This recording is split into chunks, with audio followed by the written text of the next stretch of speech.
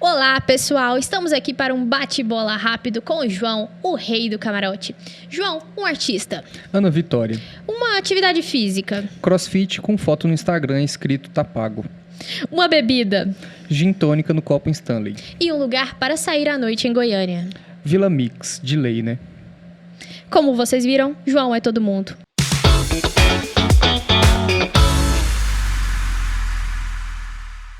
Olá, pessoal! Sejam muito bem-vindos a mais um episódio do nosso programa que vai virar o mundo do avesso, o novo normal. Eu sou Sara Andrade e estou aqui com meu colega de bancada, João, o pé de feijão. Fala, pessoal, tudo tranquilo? E para já início de conversa, eu quero fazer uma pergunta para vocês. Será que você tem um iPhone só porque todo mundo tem?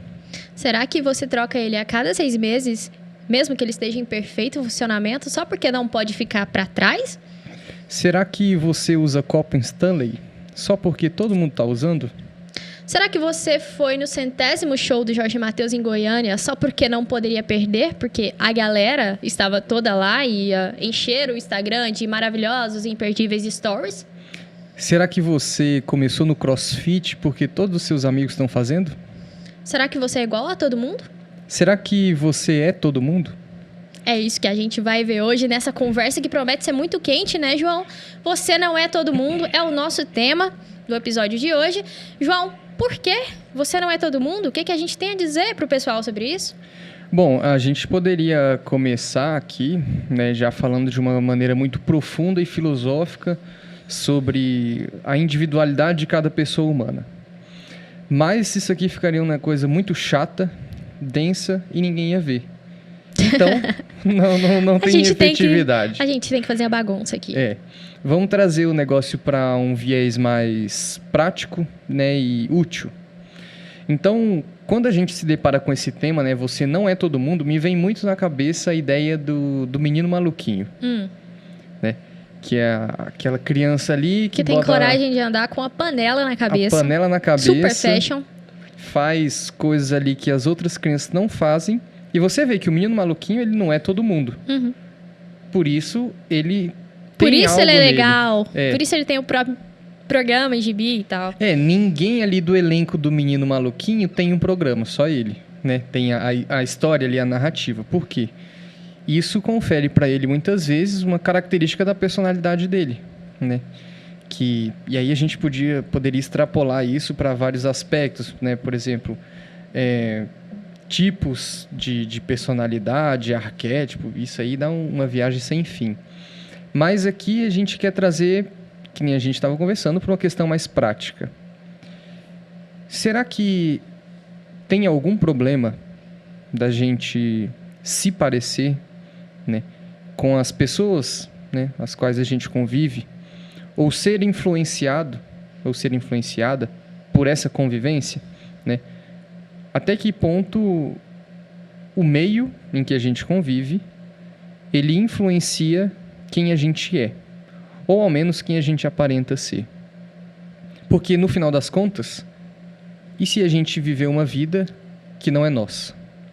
Né? E se a gente viver uma vida com base na vida validação dos outros. Na validação do mundo. Eu acho que o principal nunca é simplesmente aconteceu que por acaso eu estou vestida com a mesma roupa daquela pessoa. Né? Isso já não te coloca como um sem personalidade. Não é isso que estamos falando, pessoal. O que a gente quer dizer é que hoje em dia as pessoas não sabem direito de onde vêm as ideias que elas repetem. Peraí, ela é sua? Esse pensamento é seu? Você refletiu sobre isso? Ou você simplesmente está seguindo a manada? Você está falando que todo mundo fala para ser aceito. Então, esse sentimento de necessidade de aprovação é o que muitas vezes joga a gente nessa mesmice, né? Nessa falta de personalidade. Porque eu acho que a palavra-chave hoje é personalidade. É você ter coragem de sair da corrente, quando necessário. Quando tiver que seguir, siga, mas, né, na maioria das vezes, né, a gente a gente é indivíduo, então a gente age como o homem massa do Ortega y Gasset, né? A gente não age como a gente mesmo. A gente se torna um reflexo de tudo aquilo que as pessoas estão sendo. E eu acho que isso é jogar a própria vida fora, né, João? Sim, é suprimir toda a sua potencialidade de ser humano, né? Você, né, imagina, viver uma vida em prol da validação dos outros. Também não dá para seguir Que pelo mesmo medíocre, extremo, né? né? Que vergonha. Ah, não, quero ser do contra sempre e contra tudo, né? Esse também é o mesmice. Vou comer a comida no copo e tomar o suco no prato. Só pra chocar. Esse também tá procurando a mesma validação. Exatamente a mesma validação dos outros. O oposto que busca o mesmo objetivo, né? Pessoa que quer ser diferentona em tudo. Isso a gente consegue perceber, por exemplo, em alguns jovens, né? Hoje em dia não tem tanto, mas quando eu tinha ali uns 15 anos tinha mais, né? O pessoal tipo emo. Nossa, a galera emo. Né? Que esteticamente eles já são diferentes. Então já tinha uma diferenciação. Eu lembro que na época do Justin Bieber, era uma moda, era Boa onda, época. todo mundo... Deixar o cabelinho crescer de lado. Eu deixava, eu era mestre na jogadinha Você da deixava! Você era Justin Bieber. Eu era... Não, baby, né? baby, ou você. Não, eu só chorei uma vez ouvindo a música do Justin Bieber, mas eu não era... Qual música? Eu não era fã, não. Qual música? Eu não lembro. Eu tive... Ah, não lembra. Não lembra. Não. Girlfriend. Você acha que eu não sei? Justin Bieber foi... Cara, né? Mas você vê, né, o movimento... Todo mundo ali, todos os jovens querendo, né, ter o cabelo igual ao do Justin Bieber. Não, isso acontece com qualquer artista que estoura, né? Que todo mundo quer vestir igual o cara, ter o cabelo do cara. Eu vejo que isso toma uma proporção meio perigosa no seguinte aspecto. Eu percebo um certo movimento dos jovens quererem parecer um pouco, assim, marginais. Tem essa tendência. Muito influenciada pelo rap americano. Também. Bastante. Então, é bonito ter aspecto de bandido, né, cara? Fala a verdade aqui. Ele infringe a regra. Dr. Isso demonstra poder. E o jovem, o que ele quer? Poder e aceitação. Então, nada melhor que entrar num grupo que fisicamente você pareça algo que, na verdade, você não é. Porque, né, assim, falando uma frase popular, né? A hora que a água bate na bunda... Que linda! Você vê que aquele jovem que se dispõe a ser contra, né, a lei, contra a regra e tudo mais, ele dá para trás. Uma hora a casa cai. Eu lembro que teve uma história bem interessante e engraçada também. Eu tava em alguma chácara, fazenda, e aí tinha um menininho lá que era o filho do caseiro. A gente tinha saído pra, tipo, brincar com ele, andar a cavalo. E ele falou, não, que eu sou vaqueiro, não sei o quê, eu sou isso, eu sou aquilo. E aí ele pegava, botava a rédea no cavalo, subia, montava. E aí a gente inventou de ir num poço para pescar e ele foi a cavalo. Só que ele botou o cavalo numa parte lá que tinha lama. E a hora que ele entrou com o cavalo lá, o cavalo começou a afundar. Então, assim, num estalo mágico, ele desceu do cavalo, perdeu toda a pose de boiadeiro e peão dele. Exato. E aí ele segurou a rédea do cavalo e começou a gritar, mamãe! Socorro, mamãe, é bom demais. Começou a chamar a mãe. Então, no momento de pressão, né, no momento de teste, no momento de provação, que as máscaras caem. Exato. Então, quem é todo mundo, na verdade, ainda não conseguiu responder, responder ali a pergunta quem eu sou. Se você não sabe quem você é, quando te apresentam ali, né, uma oportunidade de ser alguém, você fala, aceito. Né? Aceito ser assim, aceito ser assado. Você toma uma personalidade que não seria muito natural de você mesmo, para você ser alguma coisa, pelo menos parecer que é alguma coisa. Mas, na verdade, esse é um movimento muito triste, é uma pena, né? Que a pessoa está se anulando completamente. Porque a vida humana ela é tão complicada, e eu falo isso sem ter sofrido tanto assim, porque sou uma menina jovem, você também é um rapaz jovem, ele tem 23, eu 24, né, João? Hã? Privilegiada. Privilegiados. Só que assim... Mas a gente tem alguma vivenciazinha, o começo, né, de um perrengue, né, que é a danada da vida adulta. E a gente percebe que não dá pra viver, segurar esses papéis por muito tempo. A gente tem que ser alguma coisa, senão a gente não resiste. Não dá pra colocar modelos prontos de personalidade dos outros, encaixar em você e querer que dá certo. Uma hora você não aguenta, né? Você sucumbe, você tem que ser alguma coisa, porque a vida, os momentos no cotidiano nos pedem atitudes, decisões, posicionamentos que são únicos, dependendo da situação. Não é a mesma coisa na vida de todo mundo. E aí, quem não tem personalidade vai agir com o quê? Não tem discernimento nenhum próprio para poder analisar, né? E fazer escolhas. Às vezes a pessoa ela quer se encaixar ali em um grupo, né? Muito por conta de isso aí, a gente pode entrar em, vamos dizer assim, até alguns traumas, né?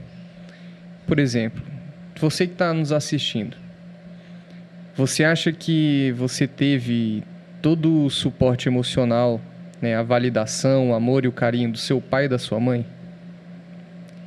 Olhando aí para sua vida, para sua infância, você acha que quando você era criança você sentia que os seus pais eram o seu porto seguro, né?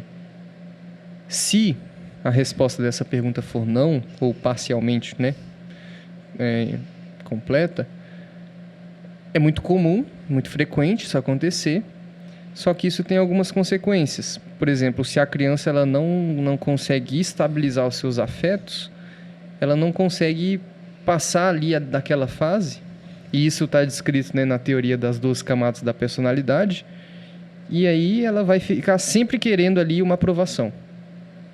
Ela vai parar na 4ª camada, tradução. Então, isso é meio perigoso, porque quando você quer se identificar com um grupo, por conta do afeto que aquilo te traz, né, da aprovação e tudo mais, você meio que baixa uma lista ali, né, o que eu posso fazer, o que eu não posso fazer. Isso às vezes até mesmo inconscientemente, né? Eu lembro que tem alguns vídeos que o pessoal fala assim: e como que é ser um emo, né? Um homem emo? Fala, não, é que nós somos muito emotivos, isso, não sei aquilo, românticos e tudo mais. Então, é como se fosse uma lista do que o que eu faço e o que eu não faço, baseado, né, no pacote que eu comprei. No pacote completo, né? Então, não, é como se você comprasse uma fantasia e começasse a agir de acordo e usá-la com todo aquilo dia. Que você acha que seria o correto. Exatamente. E a gente pode lembrar de alguns personagens, né? Aliás, eu acho que na vida nossa, cotidiana, citadina aqui, você olha para todo lugar e é muito difícil encontrar realmente alguém que fala, você vê que a pessoa pensou fora das caixinhas que estão montadas para que a gente pense. Por exemplo, hoje em dia tem uma dicotomia política tomando conta do nosso país, não do nosso país, aliás, do mundo. Essa é uma onda mundial, que é a polarização. Então tem o cara, né, que foi para a direita e o cara da esquerda. E aí existem pensamentos mais ou menos ali definidos para cada uma dessas duas classes. Mas quando você vê alguém que se diz direita, por exemplo, e fala uma coisinha diferente do que é mais ou menos a regra da direita, todo mundo daquele grupo já cai em cima e fala: ah, você tá maluco, você é dissidente, você... Mas, na verdade, a pessoa tem pensamento próprio, e eu valorizo bastante isso. Esquerda também, meio também, em qualquer lugar. Mas a gente pode também ver isso na literatura, né? Na literatura e nas artes, que estão repletas, né, de exemplos de pessoas que se levantaram da multidão, olharam por cima e falaram: epa, mas eu não quero ser essa mesmice aqui, eu não quero andar no mesmo caminho, eu quero andar no caminho certo, seja ele qual for, né? Aquela frase de São João Paulo II. A gente vai continuar na verdade, mesmo que a gente volte a ser só 12, né? Dane-se, se ninguém apoia o que a gente acredita, mas a gente acredita, né? E é isso que importa. Porque todo mundo nasce sozinho e vai morrer sozinho, né? Então, você lembra do Admirável Mundo Novo? Que tem o Selvagem, que pra mim é um dos personagens preferidos, na minha opinião. Esse aí é o Huxley, que é o autor do livro. E nele, o Selvagem, na verdade, é um cara que não entrou na nova civilização, né? Na nova civilização que serve cegamente ao Estado, que não tem fé nenhuma, que vive só tentando, como se diz, vive cestando, né? Só pelos prazeres do dia a dia, não vive com muitos deveres, né? Nada disso. Do happy hour. Não tem moral. No Admirável Mundo Novo é um livro fantástico porque ele prevê muitas coisas que estão acontecendo hoje em dia. Por exemplo, não existem palavras relacionadas à família, mas xingamentos no livro são as palavras pai, mãe, irmão. Essas coisas são nojentas no livro. A gente vê um pouquinho hoje em dia, já tem político querendo fazer um projeto de lei para mudar o nome nos nossos documentos de pai e mãe para... como é o nome do... A pessoa que dá origem? Genitor 1 e 2, sabe? Então, assim, a gente já vai vendo essas coisas cabulosas acontecendo na realidade. Admirável Mundo Novo é assim. O Selvagem é um carinha do mundo antigo, que não entrou nessa civilização, mas que foi buscado lá na reserva. E aí ele foi trazido para o meio dessa sociedade, mas como um bicho de zoológico para ser observado. Olha como ele é estranho. Sabe aqueles circos antigos que a gente vê em filme e tal, que eles trazem a mulher barbada? Esse tipo de coisa. Era o Selvagem. E, na verdade, o Selvagem, ele era o único que tinha personalidade. Era o único que questionava as coisas. Era o único que queria ter uma mentalidade por ele mesmo, e ele foi excluído daquela sociedade por aquilo. Ele não aceitou uma vida hedonista. Ele tinha conhecimento de uma fé divina, né? Ele lia Shakespeare. Ele era o único que tinha lido literatura, porque a literatura tinha sido banida nesse mundo. Alguns livros tinham sido banidos, inclusive a Bíblia. Estava lá no cofre secreto do grande Ford, que era o dominador da sociedade. E esse carinha começou a ler Shakespeare e perceber que, cara, a vida não é o que esse pessoal está dizendo que é dentro dessa caixinha aqui formada. Sabe, ela é diferente. E ele não conseguia se encaixar nesse mundo. O final é muito triste. Eu vou contar o final. Ele comete suicídio. Mas, posteriormente, o Huxley falou que ele só deu esse final para o seu personagem, do Selvagem, porque ele não conhecia uma força que era capaz de nos fazer sair disso resistindo, que é a personalidade. Depois ele veio falar, se eu tivesse conhecido antes a força da personalidade, eu tinha feito com que o meu Selvagem, que era o estranho, tivesse sobrevivido. Né? É interessante. Eu gosto muito de pensar assim, sempre paralelos, né? E eu vejo que talvez esse termo força da personalidade, muitas vezes ele fica confuso, né, para muitas pessoas. Eu não sei se a produção consegue colocar depois a imagem da carta do tarô do rei, do governante. Enquanto, né, talvez se eles consigam colocar, eu acho muito interessante, além desse paralelo da carta do tarô, paralelo com a alegoria da caverna, né? Do mito da caverna. Que é basicamente o seguinte, Platão. Do nosso grande Platãozinho. Tá todo mundo ali dentro de uma caverna, tem uma vela, fogo ali no meio, e tudo que as pessoas veem é a projeção de algumas formas na parede. É uma projeção distorcida, né? O fogo ali simbolizando, vamos dizer assim, a luz, né, a verdade, só que mesmo assim é projetado de uma forma distorcida. Só que essas pessoas sempre tiveram contato com aquilo a vida toda, então para elas aquilo é verdade. Até que um dia chega alguém meio maluco e fala assim, será que isso é verdade mesmo? Né? Por exemplo, esse alguém meio maluco pode ser o que chega num grupo de amigos e pergunta, será que essa forma de vida que eles estão levando é boa mesmo? Né? Será que essa forma de lidar com o meu itinerário de vida... estudar, conseguir um trabalho para poder viajar, para poder pagar conta, no final de semana sextar. Será que esse é o sentido da vida mesmo? Né? E acabou, né? E não quero ter filho, vou ter um cachorro que dá menos trabalho, né? Porque se o cachorro, por exemplo, isso aí dá um outro tópico de discussão, né? Será que existe amor verdadeiro entre homem e um cachorro? Pegando esse gancho seu, você viu que o Papa Francisco perdeu a paciência esses dias com a mãe de pet? O Papa estava participando de uma audiência. Olha que vergonha, eu escrevi um artigo sobre isso na minha coluna. Ele estava participando de uma audiência com a Giorgia Meloni, que é a primeira-ministra italiana. Basicamente é isso. Era uma audiência pública para pedir para os italianos, pelo amor de Deus, tenham filhos, porque a gente está com... Estão morrendo 700 mil italianos todo ano, segundo o último censo. Está nascendo 300 mil. Nós estamos com 400 mil de baixa todo ano. Se continuar assim, a gente não suporta. A economia vai quebrar. Não só a economia, qualquer setor da sociedade. Então, você imagina o que é isso? Você tem que juntar duas autoridades, uma religiosa e uma política, e uma civil, para pedir pro povo ter filho. Agora, eu fiz uma piada no meu artigo, vocês me perdoam, vou fazer aqui, não tô nem aí. Se um italiano não tem tesão e nem família, quem é que vai ter? Quem é que vai ter, né? É. Então, assim, porque, sei lá, você só assistiu um Poderoso Chefão da vida, que você vai ver lá 15 filhos, família grande, isso é coisa de italiano, sabe? É. Só que isso está acontecendo no mundo inteiro. As pessoas realmente estão perdendo a personalidade, deixando se levar pela onda e tendo esse novo estilo de vida social estranho, né? Que o Papa Francisco chamou de egoísta. Ele chamou de uma decisão egoísta, que as pessoas não querem mais ter responsabilidade sobre outras vidas. Amar, né? Gerar, dar amor, criar, ensinar. Elas estão preferindo coisas que não dão tanto trabalho, porque um cachorrinho dá muito menos trabalho que um filho, né?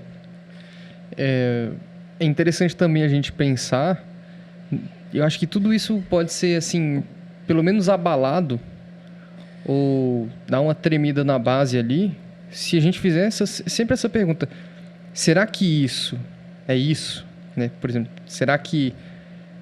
Não que isso, mas o que é... Será que todo mundo tá fazendo é o certo mesmo? Isso. Será que esse caminho é o melhor? Será que essa forma é realmente a melhor forma? É aquela coisa que a sua mãe fala, né? Mãe, posso, por favor? Não, não pode. Ah, mas todo mundo tá fazendo. Você não é todo mundo. Você não é todo mundo. Se seu amigo cair no buraco, você cai. E eu falava, caio, mãe. Daí, caio. Nossa, mas, né? A gente é até meio difícil, né? A gente pegar coisas que já são consagradas, né? Como verdades e perguntar, será que isso é verdade mesmo? Às vezes a pessoa realmente ela vai te taxar como louco. Ué, como assim? Você está discordando de uma coisa que já é consenso? O grande problema, eu acho que é uma pergunta que responde isso muito bem, é você ver quem disse que essas coisas são consagradas e há quanto tempo elas estão consagradas. Porque eu tô aqui com Platão, né? Que escreveu sobre a vida de Sócrates. Isso aqui tem, o quê? 3.000 anos, provavelmente? E por aí. Isso dura até hoje, isso é lido por pessoas do mundo inteiro, isso é levado em conta como parte da formação da nossa mentalidade moral do Ocidente, cara. Isso formou a sociedade. Não é a ideiazinha que a gente viu na Globo, na televisão, na novela, nos anos 90. Só que, hoje em dia, a gente leva muito a sério essas coisas ridículas, porque um artista tem essa opinião e eu tenho, sabe? Passou na televisão... Saiu no New York Times, né? Né? Então, são essas coisas que não têm muita validade porque não passaram pela prova do tempo, né? Para se consagrarem como valores universais. Essa questão de passar pela prova do tempo, né? Basicamente é o que vai determinar ali a produção cultural. E, às vezes, as pessoas elas não têm noção, eu vejo, assim, da dimensão que as coisas têm realmente. Então, por exemplo, se você chegar e perguntar para qualquer pessoa hoje, como é que é mais ou menos a face, né, fenotipicamente, né, ali as características da média dos cidadãos do mundo? Complicado. A pessoa vai falar, poxa, será que ele tem uma pele mais morena, mais clara? Será que... Como que é o formato do olho, do nariz? E... Às vezes a gente tende a achar que vai ser uma pessoa assim, padrão, né? Tipo um europeu. Só que na realidade, a face média do cidadão mundial é como se fosse um chinês. Porque a grande maioria das pessoas... são chineses. São chinesas. Ou são japonesas, ou são coreanas, e são bem parecidas, gente. Desculpa. Não são iguais. Então ali a gente vai ter, por exemplo, aí a primeira vez que eu vi isso, eu falei assim, nossa, nunca tinha me atentado para que existem coisas assim muito maiores. Na China é muito difícil essa coisa de você não é todo mundo, né? Viu todos. Não, gente, não vou fazer essa piada aqui não, desculpa. Foi outra pessoa que veio aqui e falou isso, saiu, graças a Deus, né? Voltamos. Então, é bem interessante pensar nisso. Porque, por exemplo, e se o que a gente entende hoje como normal e ok não for o melhor? Mas aí a gente entra numa dualidade, né? Poxa, não é o melhor, mas eu gosto de fazer porque me dá benefício. E aí a gente entra na seguinte questão. Quem a pessoa quer ser? Ela quer viver ali só no happy hour? Ou ela quer sentar na cadeira do trabalho de verdade e ter uma promoção? Porque tem gente que não quer. Ok, ela só quer ir pro happy hour. Acho que o importante é você ser alguém que... Primeiro, a gente tem que ter consciência da própria durabilidade, da própria morte. A consciência da morte é uma coisa que, quando a gente toma, a gente começa a repensar a nossa vida por um viés diferente. Então, o sentido, a pergunta certa é... Quando eu chegar no meu último dia, eu estiver no meu último suspiro, estou no leito de morte, minha família está do meu lado, minha vida terminou. O que eu fiz de concreto? O que eu deixei? Então, será que eu deixei de fazer coisas porque as pessoas iriam me julgar? Ou será que eu fiz o certo, estufei o peito, né? Bati a mão e falei, vou adiante, né? Vou construir coisas. Porque olhar para trás e ver que a sua vida foi só gastação de tempo em coisas que não fazem sentido, que não são duráveis, que não são permanentes, eu acho que isso deve ser muito doloroso para uma pessoa no seu último momento, no fechamento da sua personalidade, né? Porque até o último dia a gente pode mudar, depois da morte não muda mais, né? Eu penso assim, se quando, por exemplo, te roubam um celular ou um carro, ou entra na sua casa e rouba alguma coisa, você já fica triste porque você perdeu algo? Imagina você chegar no final da sua vida e perceber que você perdeu a sua vida. Perdeu a vida. Porque não teve coragem de se impor, né? Porque viveu uma vida em prol dos outros. Detalhe, não é se impor pra fazer... Tem gente que se impõe pra fazer... Mas os resultados também serão tão quanto as escolhas. Só que a gente tá aqui querendo levar vocês a né, fazer boas escolhas e não é fácil ser bom. O mundo cai em cima. Massacra mesmo. Né? Quem está pela verdade, quem quer dar testemunho da verdade. A gente pode relembrar de outro filme deste cara que a gente sempre fala, que é o Stallone, que é o senhor da personalidade, na minha opinião. Que não é esse velhinho. Que não é esse, pode ser daqui a um tempo. Esse mas... Acho que é bom a gente dar uma comentada sobre ele, né? Que ele já saiu, apareceu, deu uma olhada, ele tá olhando meio mal encarado. Oi, tio Bessa. Tá pensando, vocês não falaram de mim, né? Eu entrei aqui na tela e vocês não falaram de mim. Um tio ajeitado, né? Assim, se eu tivesse uns 50 anos a mais. Ele foi um médico, né? Psiquiatra, Viktor Frankl, que passou uma experiência ali muito interessante nos campos de concentração nazista. Ele percebeu que algumas pessoas, no momento, né, que a água bate na bunda, né, no momento de dificuldade, no momento de teste ali, né, no momento difícil, algumas pessoas, elas conseguiam se destacar, ser pessoas muito melhores, enquanto outras definhavam. E durante essa experiência dele, ele percebeu muitas coisas e... percebeu, por exemplo, quando uma pessoa que estava ali no campo de concentração, ela perdia as esperanças, ela começava a fumar todos os cigarros. Né? Então, ela guardava ali, ela tinha uma bagagenzinha de emoção, né? De afeto. Então, quando acabava tudo, ela já gastava tudo ali mesmo, que para ela não fazia mais sentido. Não fazia diferença mais. E aí ele se fez a pergunta, o que será que dá um sentido da vida, né? Porque que tinha gente ali no campo de concentração que parece que ainda suportava, né? E muita gente não. E quem suportava, ele percebeu que é porque tinha um sentido superior, né? No qual ele se agarrava. E aí, Puxa, essa é uma pergunta muito difícil, né, de responder. Ele fez um livro, Em Busca do Sentido da Vida, né? Isso, quem Se eu não me quiser engano, ler, o título. É maravilhoso. muito bom. Metade do livro ele conta a história dele e depois outra metade ele aborda as questões da filosofia dele. E esse velho jovem senhor, né, ele chegou numa conclusão, que existe um tripé que sustenta uma vida com sentido, né? Que é servir a um ideal, amar uma pessoa e aceitar o sofrimento inevitável da vida. Uhum. Então...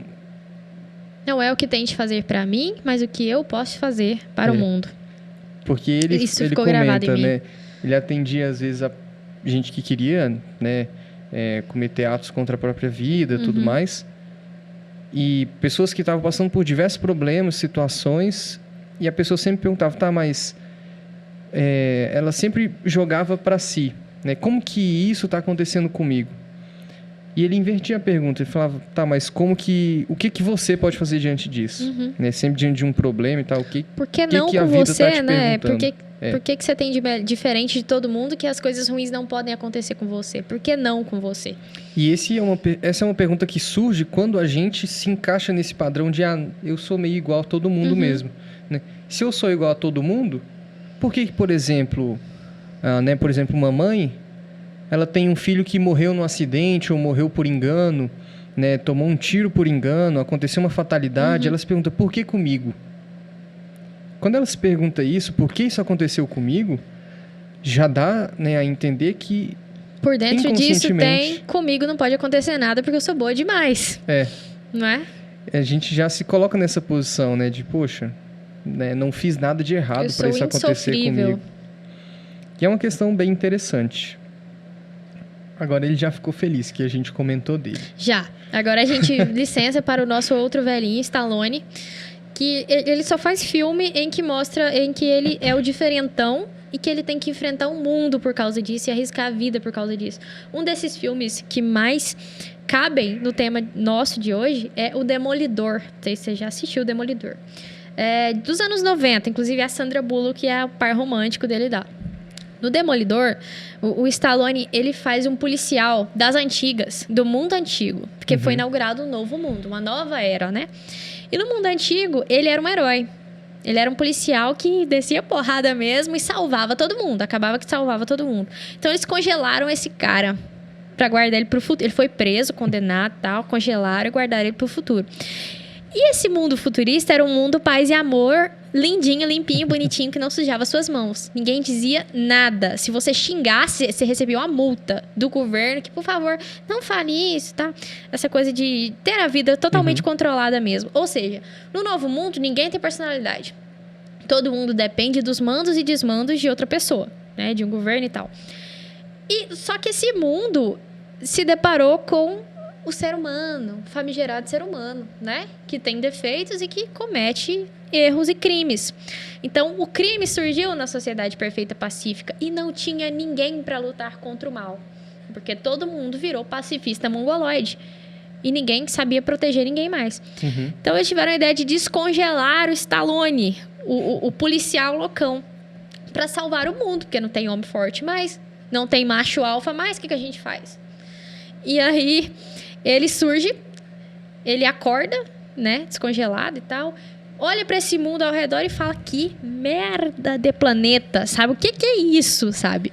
Eu não posso dizer nada, eu sou bonitinho, paz e amor, a gente tem que falar com essa voz fingida o tempo todo, empossada e tal. E não tem armas, acho tão engraçado que não tem armas, e ele vai, como é que eu vou lutar com esse povo que eu não tenho arma? Eu vou lutar com o quê, né? Tacar minha caneca na cara do bandido, enfim. Ei, não pode, tá na lei. É tipo isso o filme. É tipo isso. Então ele mostra essa força de personalidade porque ele é o único que é daquele jeito. Ele é o estranho, ele é odiado, né? Ele é o maldoso, o homem opressor, mas ele é o sujeito que salva aquele povo do crime. Então é isso. Aqui. O Stallone e o Wesley Snipes, né? Que eu gosto do filme dele também. Ele é o bandido criminoso, o porra louca do filme. E, enfim, é muito engraçado. E a personagem da Sandra Bullock, que é uma policial do politicamente correto, ela se apaixona pelo Stallone e tal, porque ele tem diferentão, né? Essa testosterona aumentada, né? Que tinha sido abolida. E o nome dela é Lenina Huxley. Eu acho isso tão interessante porque Lenina é a personagem principal no livro do Admirável Mundo Novo e Huxley é o autor. Então é uma referência direta ao Admirável Mundo Novo. Bem interessante. E isso de ter uma força de personalidade, às vezes não só em filme, né, mas, por exemplo, no nosso dia a dia, no cotidiano, a gente consegue perceber. Você, né, ali onde a gente convive, você nota, é nítido quem está ali seguindo o rebanho e quem está ali, mesmo junto com o rebanho, se questionando. Será que a gente está indo no caminho certo? A Lenina Huxley.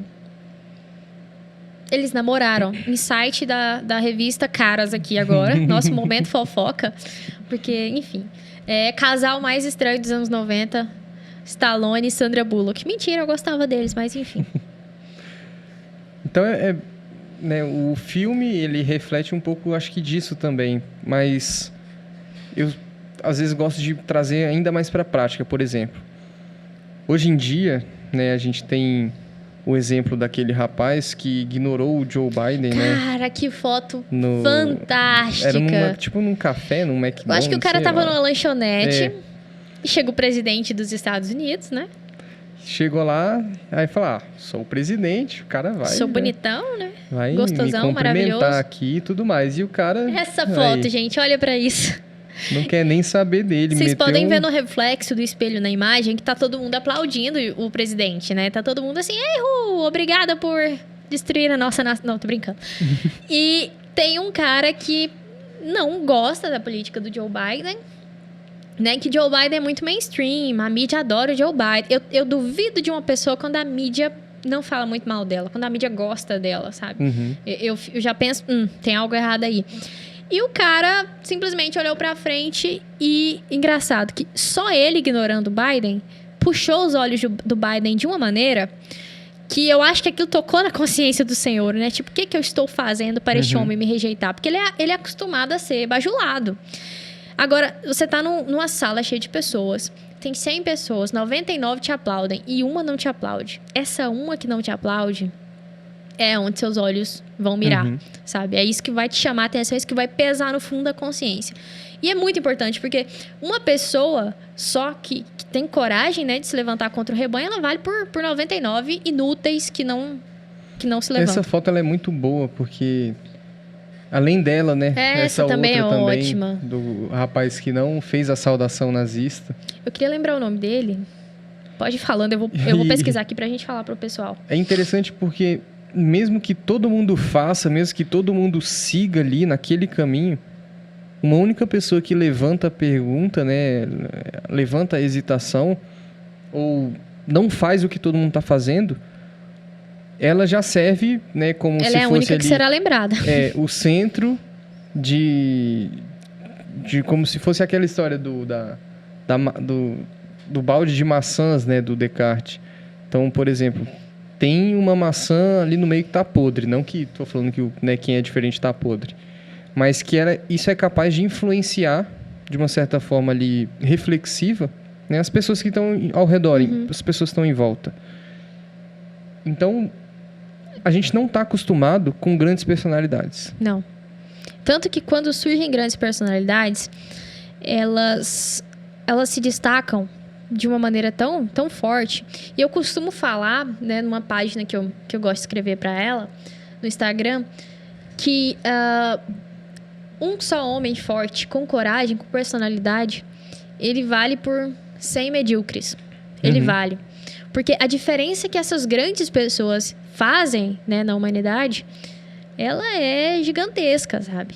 Ela arrasta, o exemplo arrasta. Então tá todo mundo lá calado, um cara se levanta, um Luther King da vida se levanta e todo mundo fala, esse cara tá certo, sabe? E, inclusive ele falava que o que me deixa maluco é o silêncio dos bons, né? Não a fala dos maus. Esse cara chama August Landmesser, esse cara que não fez a saudação nazista. A história dele é bastante triste, João, porque, bom, a filha dele depois descobriu que era o pai né, que tinha feito esse gesto, vendo a foto no jornal, resolveu escrever um livro. E a história dele é que ele era como todo alemão comum daquela época. No começo, ele aderiu ao nazismo, porque, né, movimento político e tal, a Alemanha estava lá embaixo.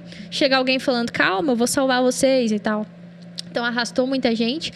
Só que acontece que ele se apaixona por uma judia, né? E todo mundo sabe a política racial do Hitler, que era um negócio de vamos exterminar todos os judeus, que eles são a raça inferior. Então, tinha uma lei na Alemanha que não se podia casar alemão com o judeu para não sujar o sangue e tal, da raça ariana, né? E ele não tá nem aí, né? Ele, enfim, o amor, né, nos leva a grandes feitos. E ele foi, se casou com ela, não pôde se casar no papel por causa dessa lei, mas continuou com ela, teve 2 filhas. Mas eles viveram alguns anos passando, assim, debaixo dos olhos, né? Da lei alemã, da polícia alemã. Mas chegou no momento que ele foi preso. Acabou tendo que lutar num conflito depois e ficou desaparecido. As filhas foram levadas para abrigos. E a mãe, né? Que era a mulher por quem ele tinha negado o nazismo. Ela morreu no campo de extermínio. Então, isso deixa pra gente uma puta mensagem, né? É como se todo mundo vivesse num grande teatro, né? Em que todo mundo é figurante, todo mundo tá seguindo um roteiro, todo mundo tem as suas falas. E quando alguém sai ali daquela estrutura, fala assim, né, começa a ser você mesmo, sai das regras do que era esperado que você fizesse, as pessoas vão achar estranho, mas ao mesmo tempo vai ter um impacto nelas, né? Fala assim, poxa, o que ele está fazendo, eu poderia fazer também. Mas eu não faço, e aí a pessoa ela não vai pensar assim em palavras tão claras, né? Mas vai ter esse fundo. Eu não faço isso por covardia. Eu não faço isso porque eu quero a aceitação da minha família, eu quero a aceitação dos meus amigos, eu quero a aceitação das pessoas com as quais eu convivo. E aí entra naquela balança, né? O que você quer? Você quer viver uma vida de verdade ou você quer viver uma vida que seja aplaudida pelas outras pessoas? Ou você quer estar no grupo dos amigos, ou você quer participar das coisas, ser chamado, ser lembrado. Isso mostra uma fraqueza muito grande, né? Isso mostra que você não sabe ser você. E é interessante também, sim, só para não ficar a ideia de que... se eu tô no grupo dos meus amigos, né? Se eu tô no meio da galera, eu sou massa de manobra, né? Eu sou sem personalidade. Muito pelo contrário. Tem como você conviver com tudo isso e mesmo assim ter a força de uma personalidade ali bem construída. Não pode cooptar, né? Isso é muito difícil. O que vai definir muitas vezes é a forma que a pessoa lida com os problemas que aparecem, né? Então, sim, problemas e situações ali que vão dar a deixa. E todo dia a gente tem essas oportunidades. Todo dia tem alguma situação que provavelmente a gente chega ali e fala assim, eu tenho a opção de viver como todo mundo vive nessa circunstância.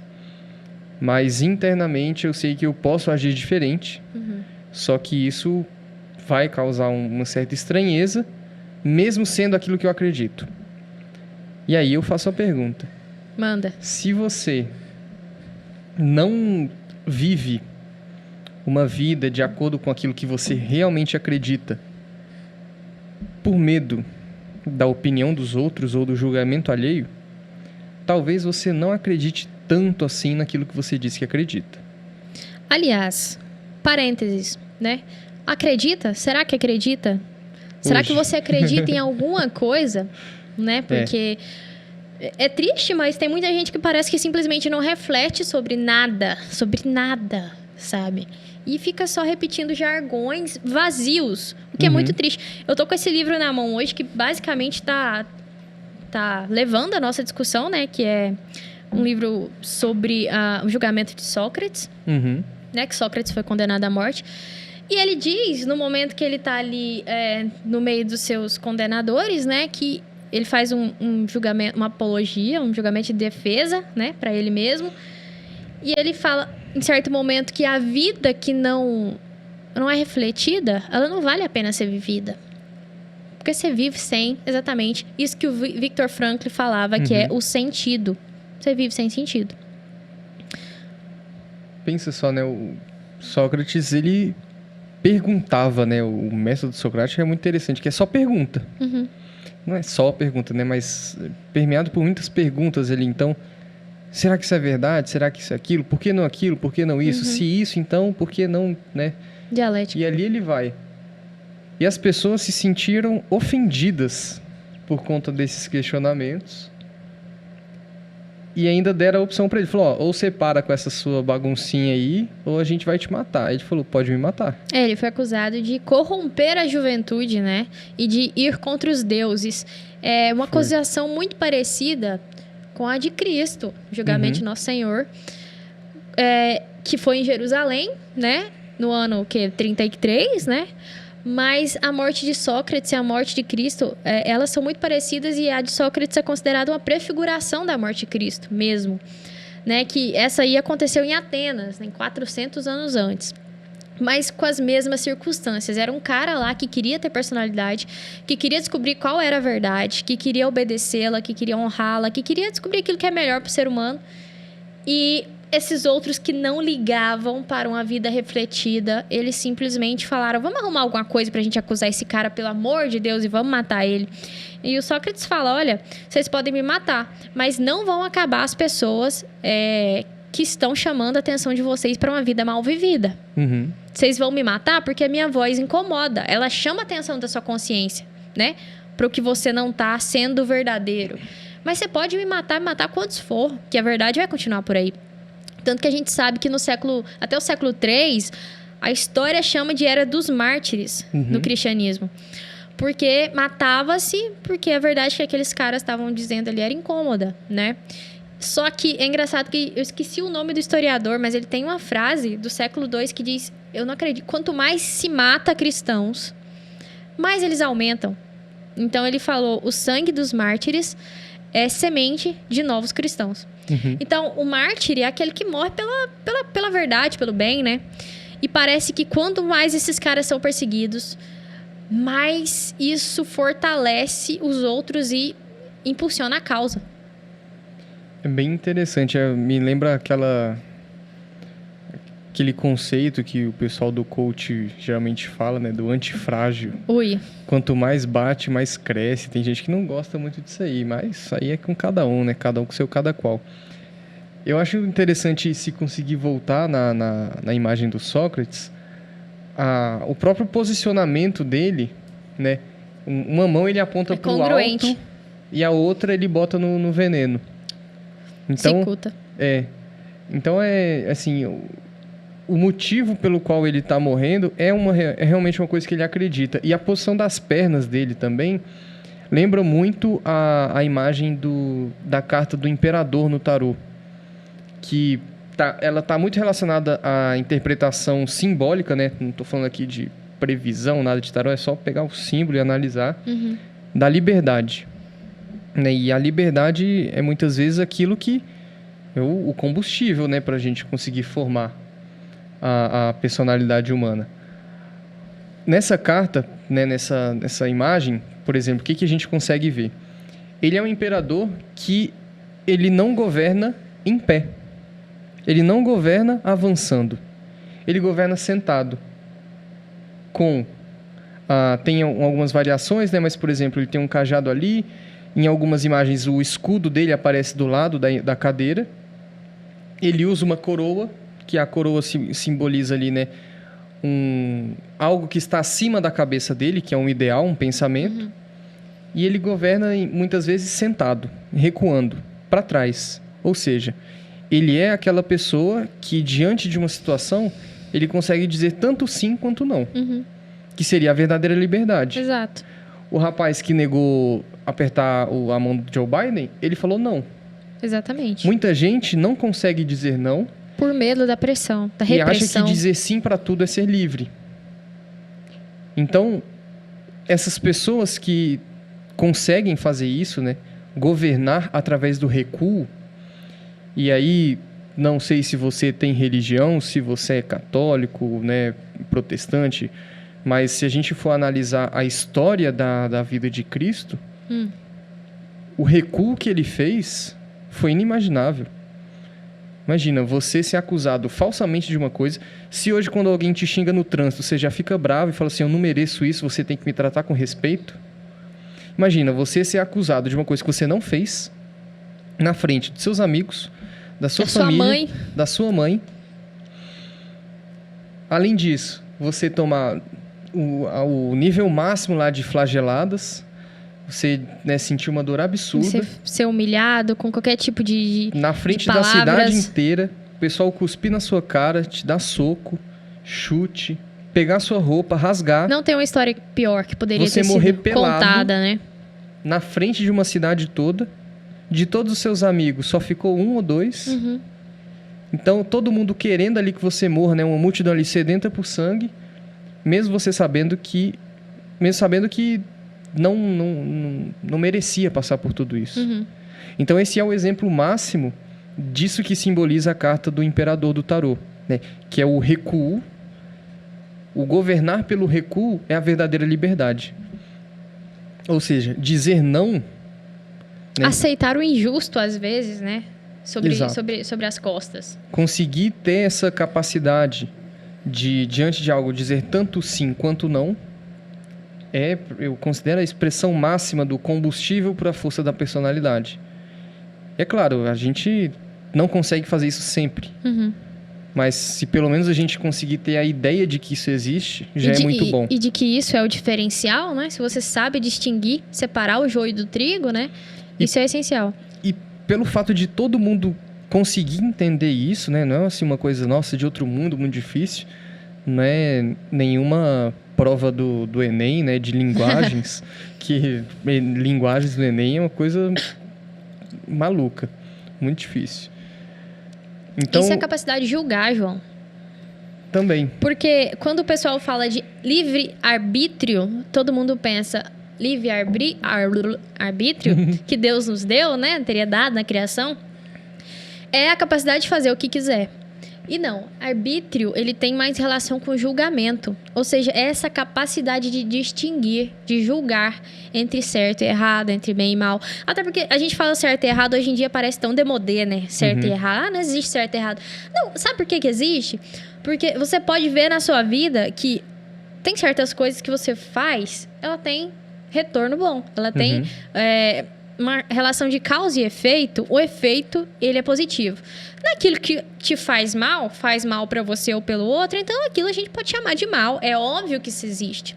Relativismo não pode matar essa realidade, né? De bom e de ruim, de bem e de mal, de verdade e de mentira, de dignidade e de desonra.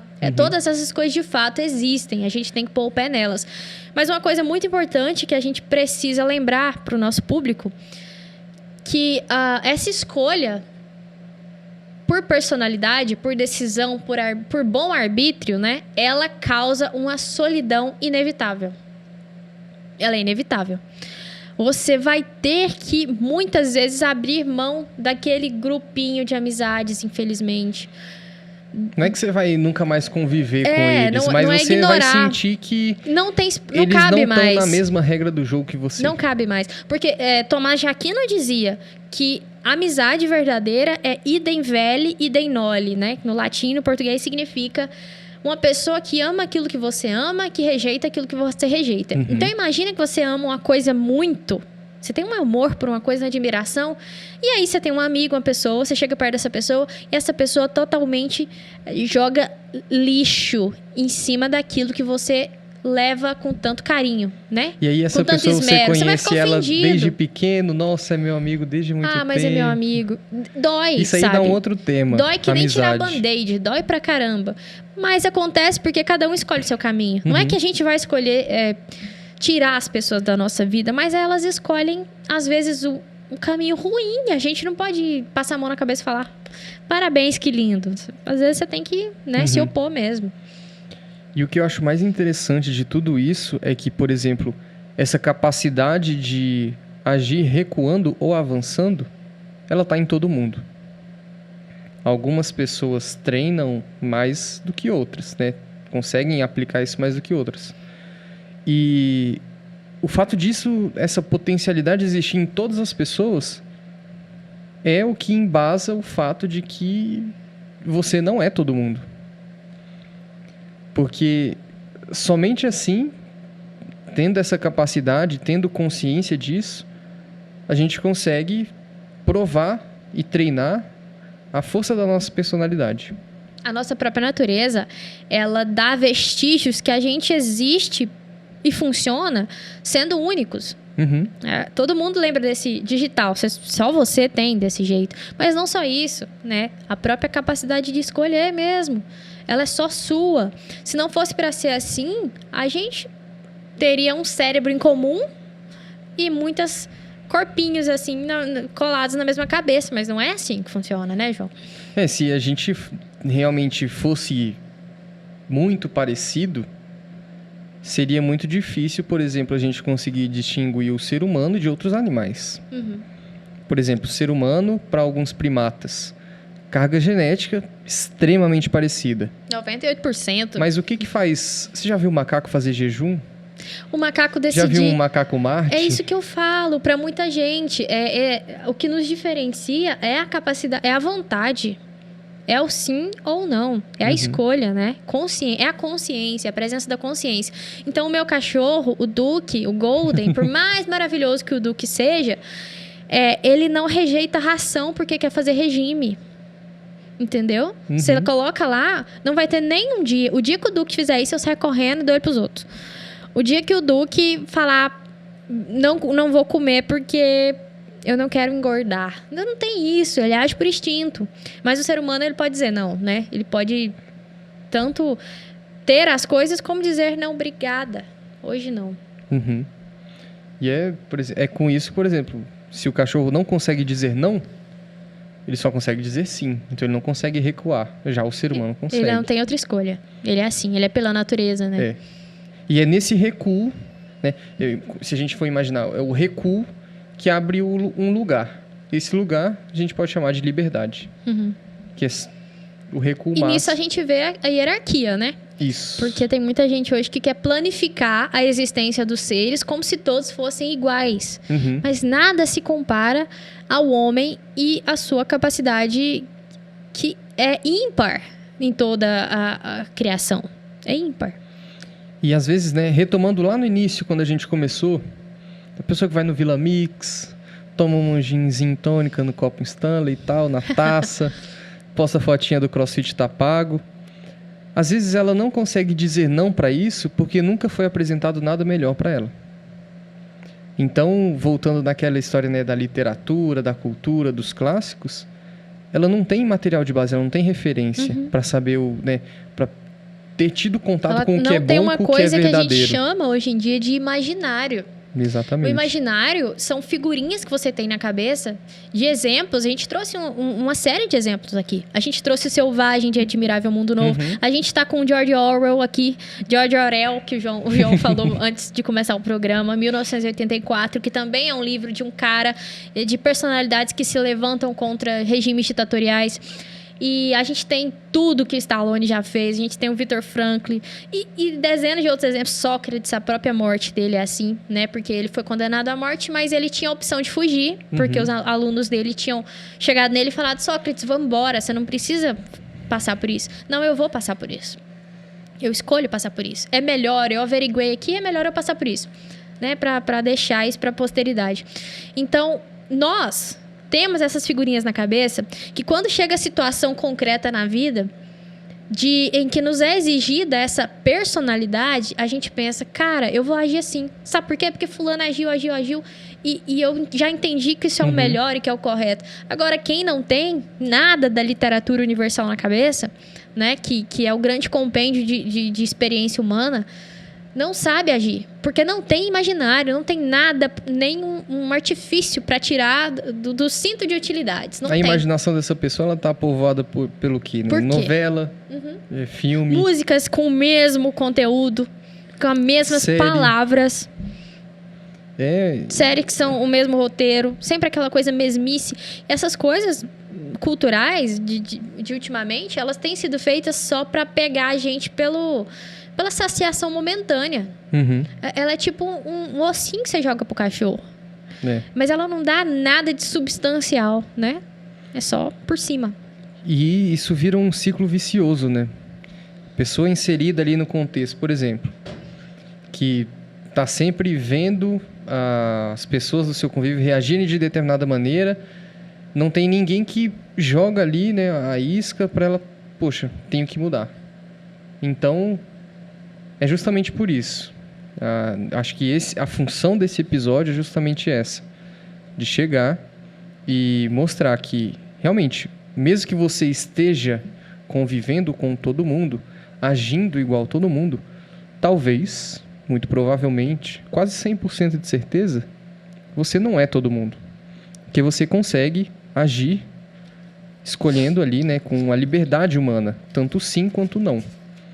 E talvez o que falte, o pontapé inicial, seja alguém te apresentar essa versão da história que talvez nunca te contaram. Então eu vejo mais ou menos dessa maneira também. E eu queria deixar para vocês aqui, não é tarefa de casa, pelo amor de Deus, eu tenho coceira dessa palavra, João. Mas assim, é um conselho para vocês terem já, colocarem, começarem a enriquecer o imaginário com essas coisas.